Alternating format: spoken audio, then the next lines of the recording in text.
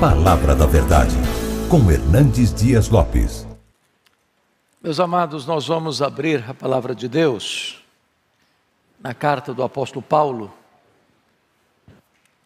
aos Filipenses, capítulo 4. E nós vamos ler dos versos 6 ao verso 9.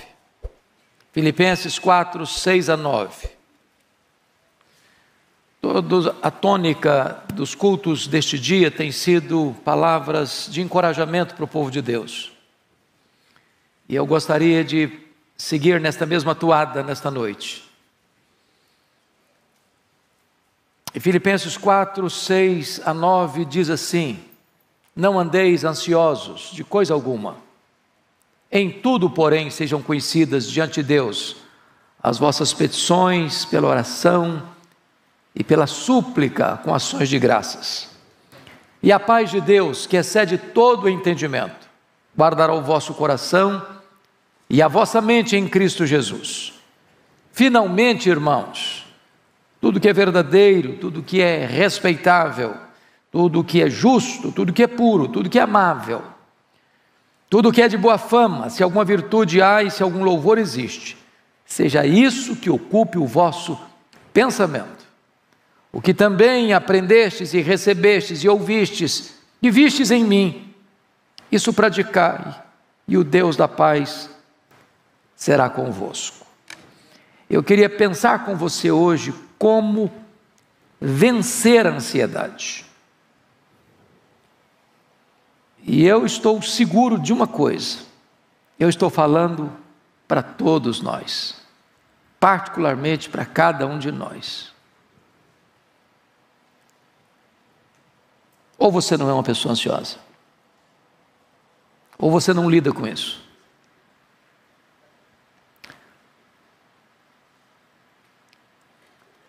Os estudiosos dizem que 50% das pessoas que passam pelos hospitais, elas enfrentam problemas de ansiedade, ou são vítimas de doenças psicossomáticas.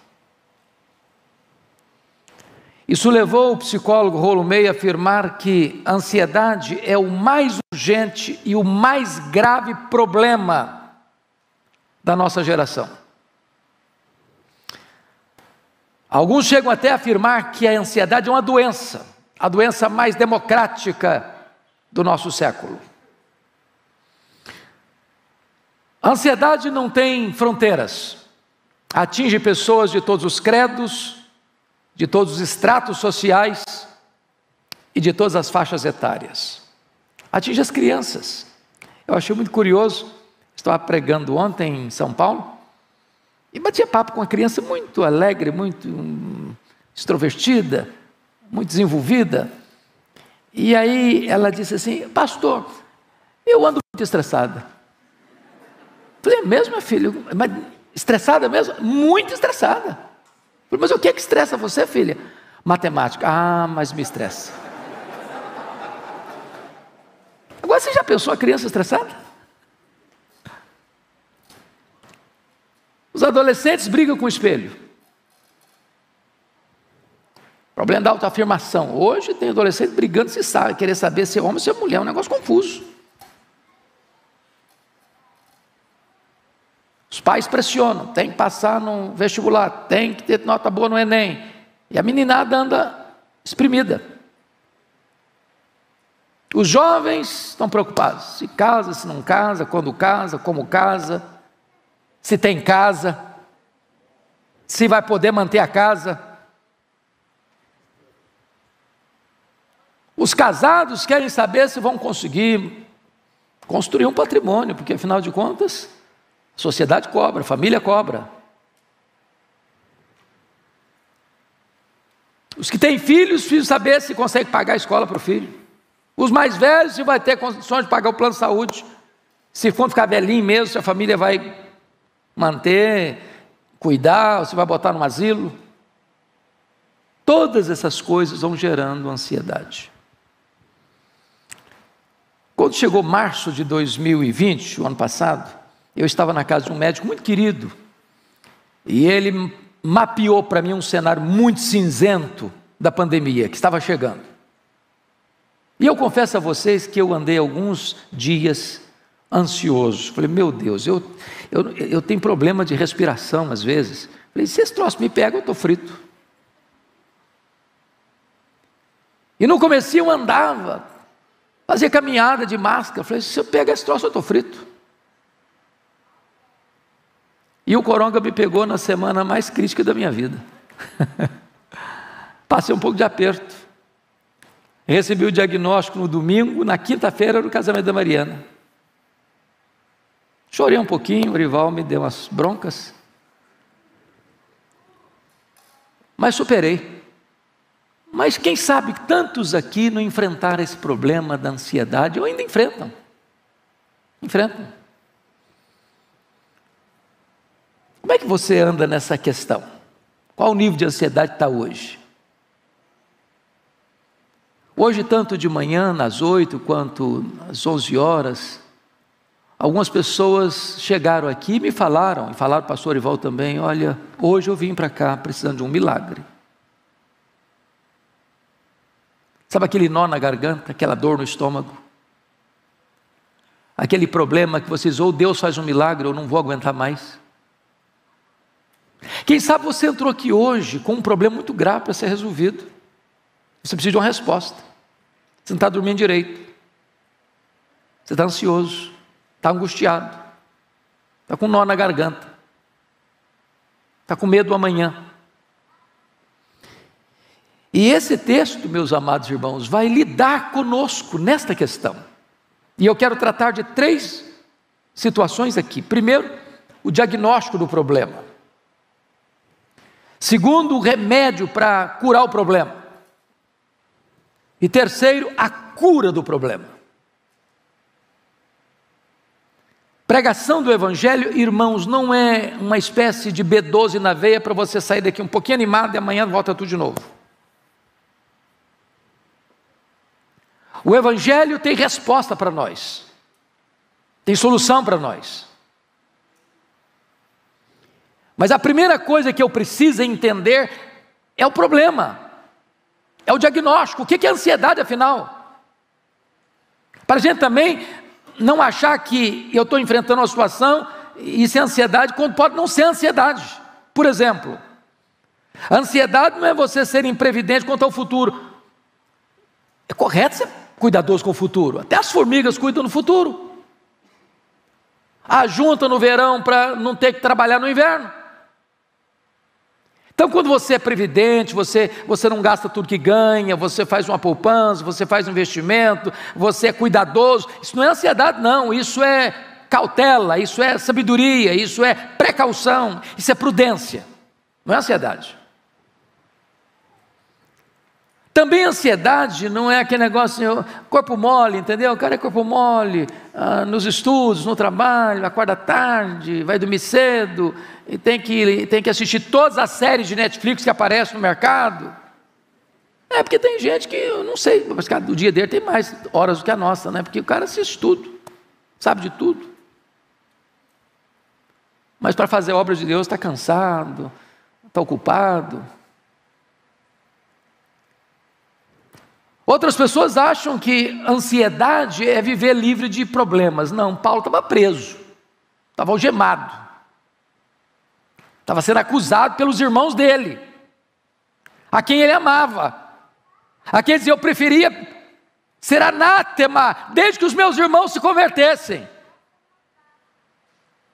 E ele está preso, algemado, enfrentando lutas, mas não está ansioso. Então, se você está enfrentando dificuldades, isso não é ansiedade, não. Então, o que é ansiedade, na verdade? Vamos pensar nas causas. Quando eu leio esta carta aos Filipenses, a conclusão que eu chego é que toda carta lida com o problema da ansiedade. No capítulo 1 desta carta, a ansiedade pode vir à tona como resultado de nós olharmos para os problemas em vez de nós olharmos para Deus. Hoje, gente, não dá para viver sem enfrentar problema. Isso é verdade, isso é fato. Você não está enfrentando problema porque você está passando aperto financeiro, não. Você está pensando que o pessoal rico não enfrenta problema, não. Enfrenta mais problema que você. Sabia disso? Que os ricos têm mais problemas? Alguém já disse que o cara mais feliz da vida é aquele que chega em casa cheirando graxa, toma um banho, come um bom prato de arroz com feijão e dorme a noite inteira bem dormida. Eu tenho um primo que tem muito dinheiro e eu disse: pastor Hernandes, o rico tem 2 problemas. Eu falei: é mesmo? Tem 2? Só 2? Eu falei: então quais são? Ele me disse: o primeiro problema é ganhar dinheiro, ganhar dinheiro, ganhar dinheiro, ganhar dinheiro, ganhar dinheiro, ganhar dinheiro. O segundo problema do rico é medo de perder dinheiro, medo de perder dinheiro, medo de perder dinheiro, medo de perder dinheiro. Ele vive nessa loucura a vida inteira. Então note você que quando você olha para os problemas, em vez de olhar para Deus, você pode ficar ansioso. Paulo estava preso. Os problemas eram muitos. E ele diz em Filipenses 1:12 assim: meus irmãos, eu quero que vocês saibam que as coisas que me aconteceram têm antes contribuído para o progresso do Evangelho. Ele olhou para as circunstâncias da vida de uma maneira diferente. Ele não perguntou assim: como eu estou sofrendo com isso? A pergunta era: o que isso pode proporcionar para que eu aproveite mais para pregar o Evangelho? Como essa situação pode abrir caminhos para eu dar mais testemunho? Ele estava preso e a igreja olhou para ele e foi mais encorajada a pregar. Ele estava preso e ele evangelizou a guarda pretoriana. Ele estava preso e escreveu cartas. Então, quando você estiver passando por um problema, não olhe para o problema, olhe para as possibilidades que Deus coloca diante de você em virtude desses problemas. Se você está dentro de um hospital, aproveite para você falar de Jesus para as enfermeiras, para os técnicos de enfermagem, para os médicos que chegam. Se você está enfrentando uma luta lá na sua casa, lá na sua vizinhança, aproveite para falar de Jesus e saber como as pessoas podem enfrentar o problema e ainda assim confiar em Deus. Se você olhar para a circunstância como Pedro se naufraga, se você olhar para a circunstância como Geazi, você só vê os exércitos inimigos. Se você olhar para as circunstâncias como os 10 espias de Israel, você vai dizer: olha, a terra é boa, mas tem gigantes, não dá para nós, vamos ser engolidos. Tira os olhos das circunstâncias, olhe para o Deus que está no controle das circunstâncias. Segundo lugar, como é que você pode diagnosticar o problema da ansiedade? Quando eu vou para Filipenses 2, todo o capítulo 2 trata de relacionamentos complicados. Que para nós, você tem algum problema de relacionamento dentro da sua casa? Está estressando alguma coisa lá? Convivência não está legal? Está batendo cabeça com seu cônjuge? Os filhos estão relacionando-se tranquilamente uns com os outros e com vocês? Às vezes a maior fonte de estresse que uma pessoa tem brota dentro da sua casa. Preocupação com os filhos, preocupação com os pais, preocupação com os irmãos, preocupação com os avós. E na igreja de Corinto, na igreja de Filipos, os irmãos estavam batendo cabeça. Eles não pensavam concordemente. Até 2 irmãs da igreja, porque as mulheres não são de brigar, né? As irmãs são muito pacíficas. A Evódia e a Cinti que estavam brigando dentro da igreja. Se uma participava do coral, a outra não ia participar. Se uma cantava na frente, a outra não cantava. Meus irmãos, muitas vezes as pessoas roubam a nossa alegria, tiram a nossa paz e são fonte de ansiedade. Como é que você faz para lidar com essa gente complicada que você tem dentro da sua casa, você tem lá no seu trabalho, você tem lá na sua escola, você tem até dentro da igreja? Paulo responde assim: tende em vós o mesmo sentimento que houve também em Cristo Jesus. Ele, sendo Deus, não julgou como usurpação o ser igual a Deus. Antes a si mesmo se esvaziou, assumiu a forma de servo e se humilhou até a morte e morte de cruz. Se você acha que a pessoa é complicada demais, pense no que Jesus Cristo fez por você. seus argumentos vão desaparecer. Mas o que nos deixa ansiosos? Quando você vai para Filipenses 3, tem um outro problema que deixa a gente ansioso, sabe o quê? Grana, dinheiro. Quem já ficou ansioso aqui por causa de dinheiro? Tem que pagar as contas, tem que juntar mais dinheiro. Você sabe que a Bíblia diz o seguinte, que quem ama o dinheiro dele nunca se farta. As pessoas mais complicadas com dinheiro, corrupção, negócio errado, e falcatrua e tal, não são os pobres não, são não. É gente que tem muito dinheiro, mas quer mais, quer mais, quer mais, quer mais, quer mais. No capítulo 3, versículo 19 de Filipenses, Paulo fala que tinha gente que só se preocupava, não é preocupava não, só se preocupava com as coisas terrenas. Gente que nunca está satisfeita. Eu recebi um videozinho muito legal há poucos dias, que eu achei fantástico. O camarada chegou num carrão, que é carrão assim, que custa mais de 400 mil. E aí ele está chegando assim, perto do aeroporto, que ia viajar, estacionar o carro dele, o colega dele, de aviãozinho particular, chiquésimo, custava milhões. Ficou infeliz. Infeliz. Aí chega de viagem, pega o carro dele, um colega dele encosta com um carrinho velho, fala, rapaz, o sonho da minha vida é ter um carro igual o seu. Aí o cara dirigindo um carro velho, lá vai o outro suado, de bicicleta, pedalando para o trabalho, fala, rapaz, o meu sonho é ter um carro igual o seu, porque eu ando de bicicleta. Aí o cara de bicicleta está pedalando, chega outro a pé, esbaforido, rapaz, o meu sonho é ter uma bicicleta, porque eu tenho que ir para pé para o meu trabalho. Aí o cara que está andando a pé, está reclamando, até que chega um de cadeira de roda, falei, rapaz, eu queria tanto ter as pernas boas igual você, tem que andar numa cadeira de rodas. Moral da história? Não importa o que você tem, as pessoas, via de regras, estão insatisfeitas com o que elas têm. Se você não tiver um coração grato, você nunca vai estar feliz, e a ansiedade vai roubar a sua alegria. Bom, então vamos lá. Ainda no diagnóstico, na manifestação da ansiedade, tem duas coisas que eu preciso chamar a sua atenção. Porque ela pode vir com relação ao passado como culpa. E no Filipenses 3,13, pensa comigo no Paulo. Quem era Paulo? Antes da conversão dele, ele era um assassino. Mandava matar crente. Dava o voto para matar crente. E ele não matou pouco crente, não. Está escrito lá na Bíblia. Atos 26,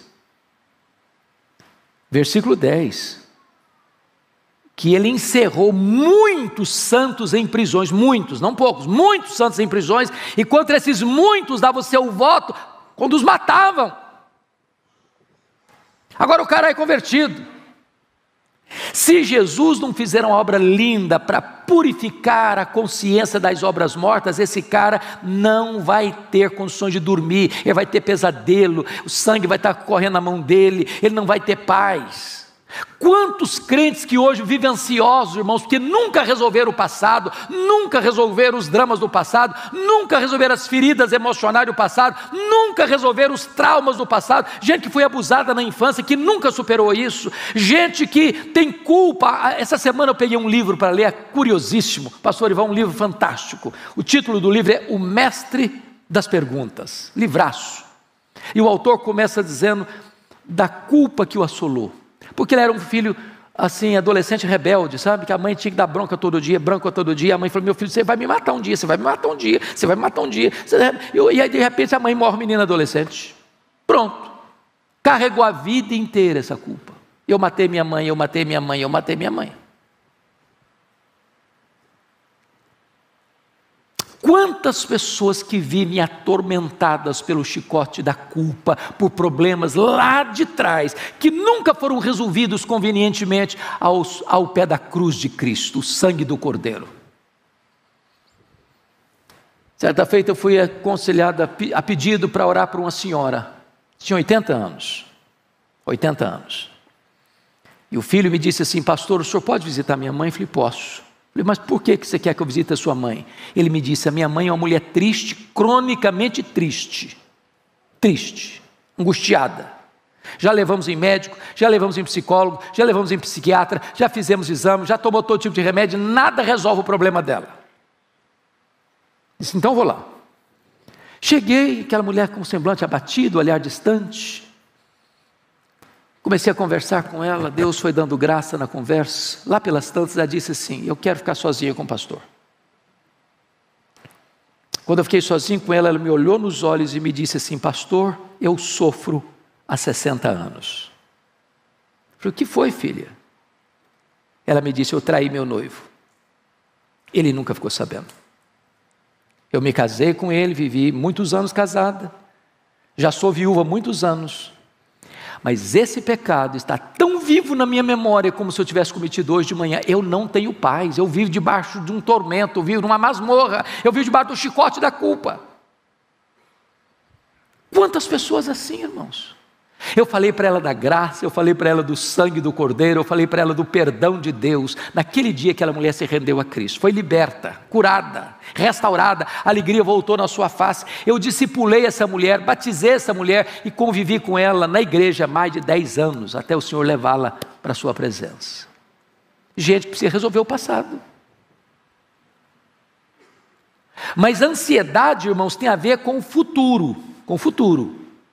Você fica ansioso não é com agora, você fica ansioso com o que vem para frente. É o medo do amanhã, é o medo do desconhecido, é o medo que não vai dar certo. Então tem gente que tem medo, e ela antecipa o sofrimento, como se o problema já estivesse acontecendo, sofre como se o problema já estivesse acontecendo, e estatisticamente 70% dos assuntos que nos deixam ansiosos nunca vão acontecer. Então sofre desnecessariamente. Bom, dito isto, eu gostaria que agora nós pudéssemos olhar essa questão da realidade, o resultado que a ansiedade produz negativamente na sua vida, tanto em reações físicas, como reações psicológicas, como reações espirituais. A palavra ansiedade na língua grega significa estrangulamento, ou puxar em direção oposta, como se você botasse uma corda no pescoço de alguém, duas pessoas puxando em direção oposta. É estrangular, estrangula suas emoções. Mais do que isso, a ansiedade vai roubar as suas forças, ela vai minar você, ela vai enfraquecer você. Você não fica mais forte, mais preparado para enfrentar o problema que virá, ou talvez nem virá, ficando ansioso hoje. Você se desidrata, você se estiola, você se enfraquece. Mas mais do que isso, o pastor Arival chegou a dizer isso hoje de manhã. A ansiedade é a voz da incredulidade, porque Jesus alertou isso. Os gentios que não conhecem a Deus é que se preocupam com todas essas coisas. Que comeremos, que beberemos, com que nos vestiremos. Então preste atenção nisso, aprenda a depender do provedor. Eu não sei se vocês tiveram já essa experiência, eu tenho de vez em quando.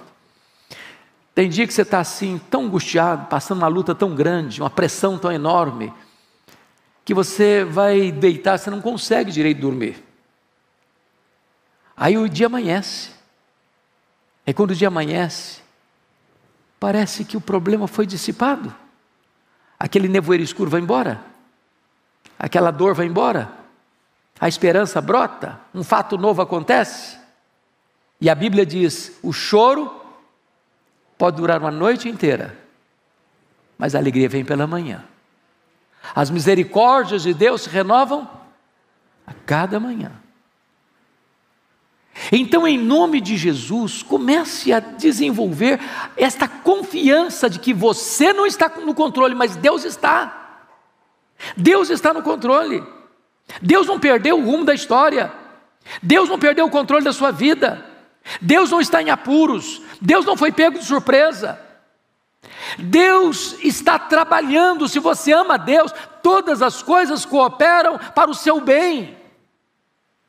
Mesmo que a providência seja dolorosa, mesmo que você esteja enfrentando uma enfermidade, um problema financeiro, um problema no casamento, um problema com os filhos, um problema na família, um problema de qualquer ordem, saiba disso, Deus está no controle. E Ele vai cuidar de você, e Ele vai sustentar você, e Ele vai dar livramento a você, e Ele vai fortalecer você, ainda que o problema não se resolva no tempo que você quer, a graça de Deus vai bastar a você.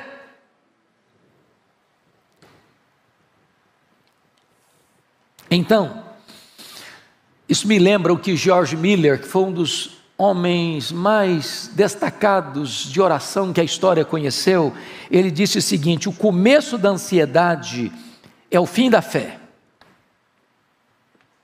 Não dá para você botar no mesmo bloco ansiedade e fé. Agora, como é que você tem fé? Porque às vezes a pessoa está querendo desenvolver uma vida espiritual mais robusta, mas ele só entulha a mente dele, o coração dele com coisa ruim. Ele passa de um canal para o outro, na televisão, no zap, e passa o dia inteiro assistindo só coisa ruim. Agora, você quer fé? Comece a ler a Bíblia. Comece a conhecer as promessas de Deus. Comece a alimentar a sua mente com coisa boa, para que você possa encontrar resposta, solução para o problema da ansiedade.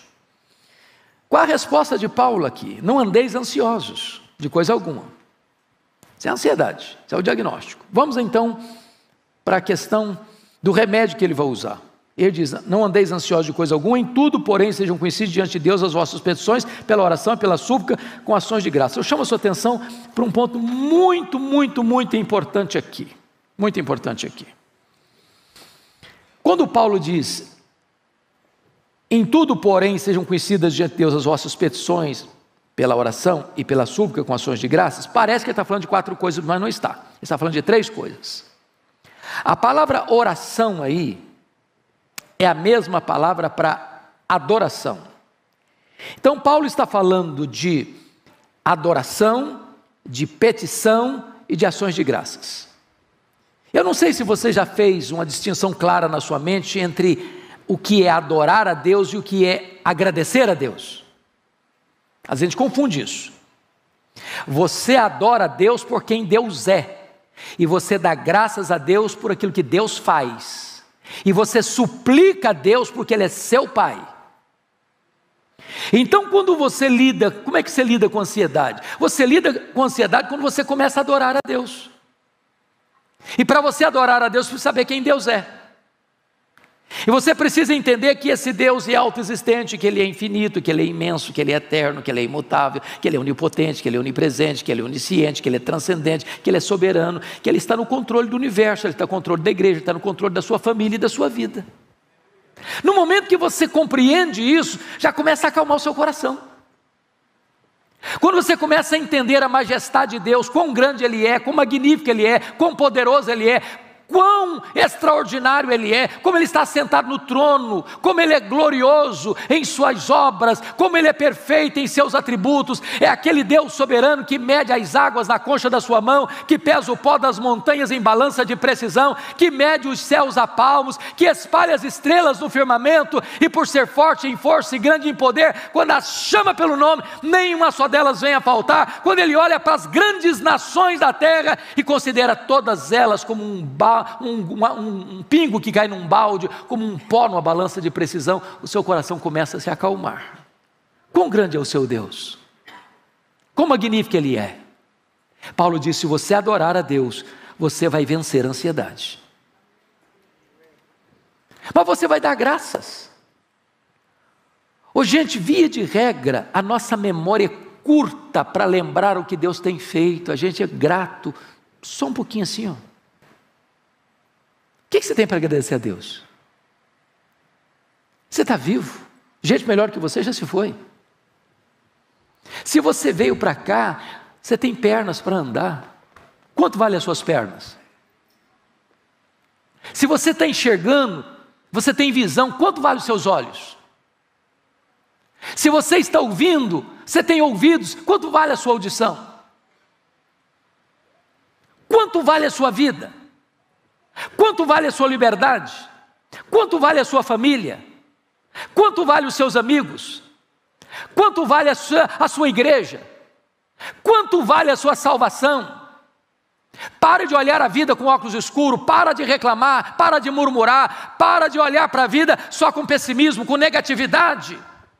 Para de reclamar do que você é, do que você tem, da família que você tem, da casa que você mora, do apartamento que você mora, do carro que você anda, do emprego que você tem, do cônjuge que você tem, dos pais que você tem, dos filhos que você tem, dos vizinhos que você tem. Passa a dar graças a Deus. Tem tanta coisa boa acontecendo. Paulo está dizendo o seguinte: quando você tem um coração grato, não tem espaço nesse coração para ansiedade. Mas terceiro, Paulo diz: você cura a ansiedade quando você apresenta a Deus as suas súplicas. Gente, nós não falamos com ídolo, nós não falamos com um Deus distante do deísmo, nós não falamos para o ídolo morto do misticismo sincrético. Nós falamos com aquele Deus que você pode chamar de Abba Pai, aquele Deus que é o Deus e Pai de toda a consolação. Você fala com aquele que tem abençoado você com toda a sorte de bênção espiritual nas regiões celestes em Cristo Jesus.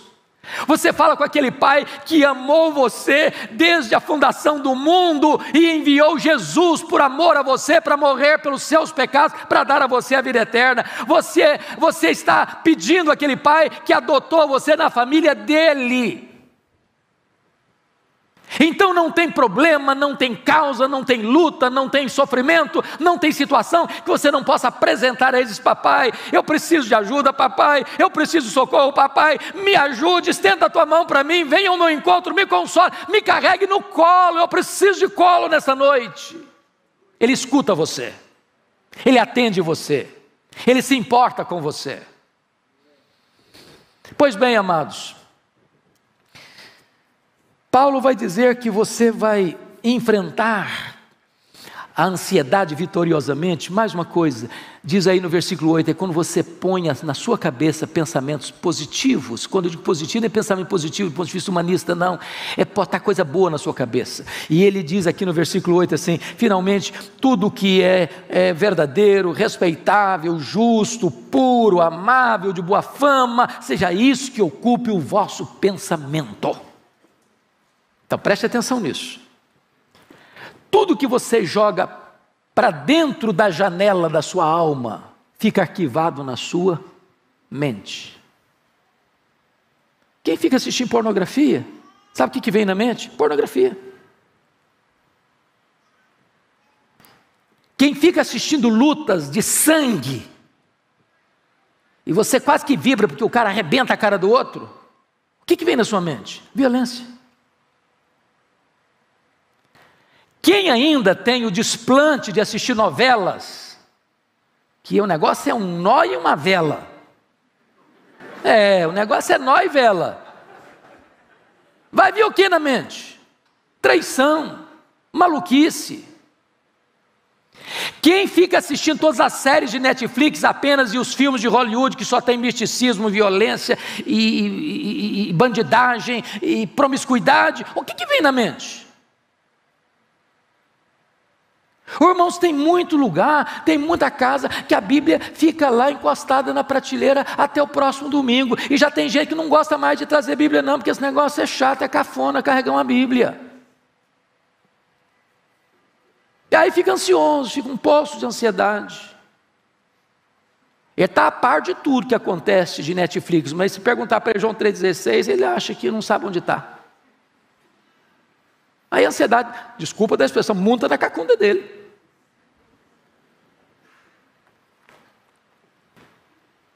Como é que você resolve isso?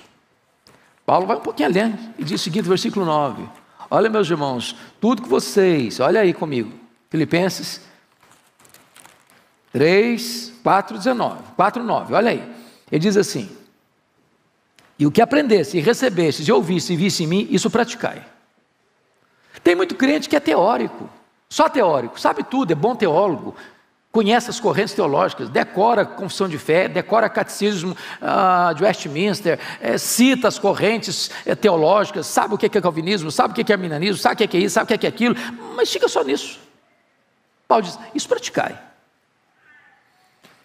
Para mim, quando li o livro Monge Executivo, uma frase valeu o livro.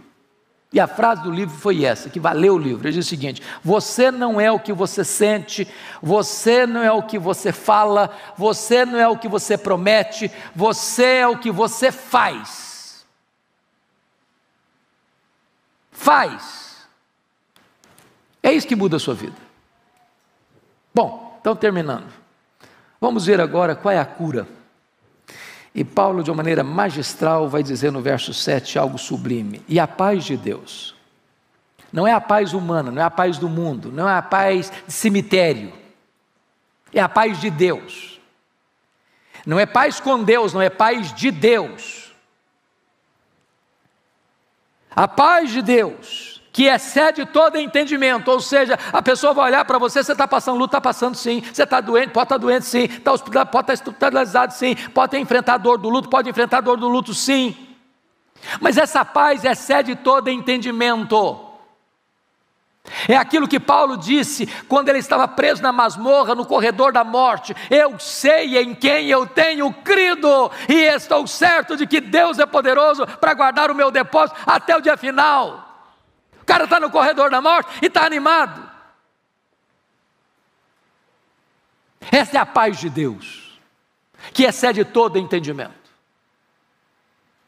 É aquela expressão do crente que está partindo, mas tem brilho nos olhos, tem gozo na alma, tem segurança no coração, tem certeza da vida eterna.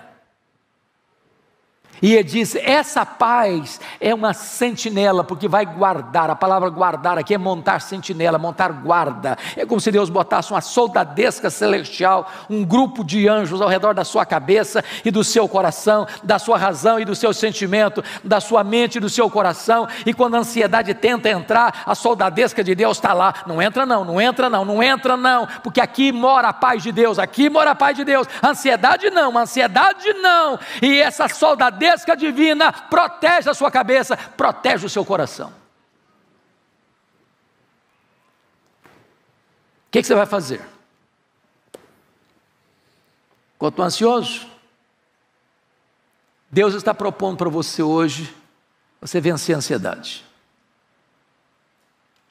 Quem gostaria de vencer a ansiedade hoje? Levanta a mão aqui. Eu estou com a mão levantada também.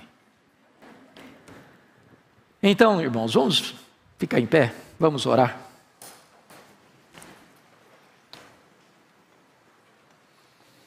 Vamos pedir a Deus graça.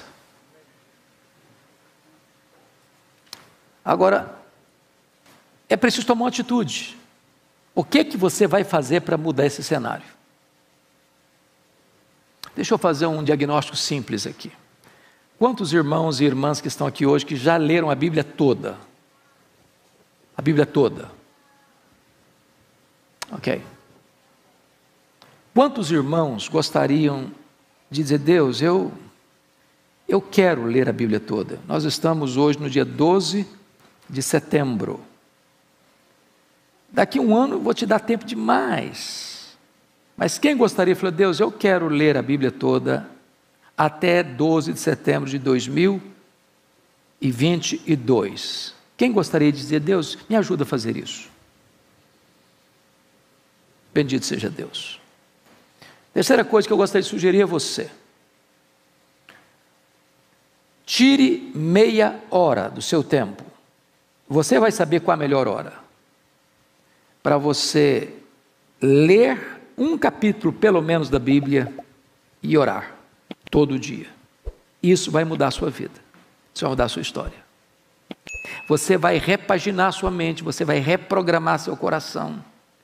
E de repente, aquelas lutas que você tem lá no coração vão sendo dissipadas e a vitória de Deus vai chegando e a paz de Deus vai inundando o seu coração.